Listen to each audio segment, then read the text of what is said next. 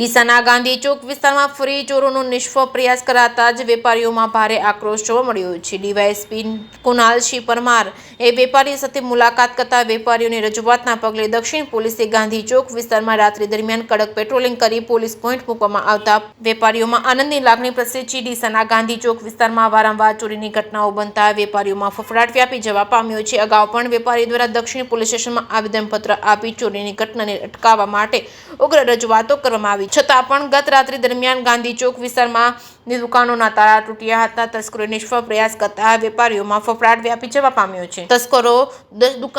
તસ્કરો દુકાનના શટર તોડતા હોવાના સીસીટીવી ફૂટેજ પણ સામે આવ્યા હતા, જેના પગલે ગાંધી ચોક વિસ્તારના વેપારીઓએ જિલ્લા પોલીસ વડાને ટેલિફોનિક રજૂઆત કરતા ડીવાયએસપી કુનાલસિંહ પરમાર દ્વારા ગાંધી ચોક વિસ્તારમાં ચોરીની ઘટનાના પગલે ડીસા દક્ષિણ પોલીસે કડક સૂચનાઓ આપવામાં આવી છે, જેના પગલે ડીસા દક્ષિણ પોલીસે ગણતરીની જ કલાકોમાં ચોરીનો નિષ્ફળ પ્રયાસ કરનાર 3 શખ્સોને ટેકરા વિસ્તારમાંથી ઝડપી પાડી જેલના સળિયા પાછળ ધકેલી આગળની તપાસ હાથ ધરવામાં આવી હતી। સાંજના સુમારે ડીવાયએસપી કુનાલસિંહ પરમાર દ્વારા ગાંધી ચોક વિસ્તારમાં વેપારીઓ સાથે રૂબરૂ મુલાકાત લીધી હતી અને વેપારીઓ સાથે વાર્તાલાપ કરી વેપારીઓની રજૂઆતો સાંભળી હતી, જ્યારે ગાંધી ચોક વિસ્તારના વેપારીઓએ રાત્રિ દરમિયાન પોલીસ પોઈન્ટ મૂકવામાં આવે તેવી માંગ કરવામાં આવી હતી।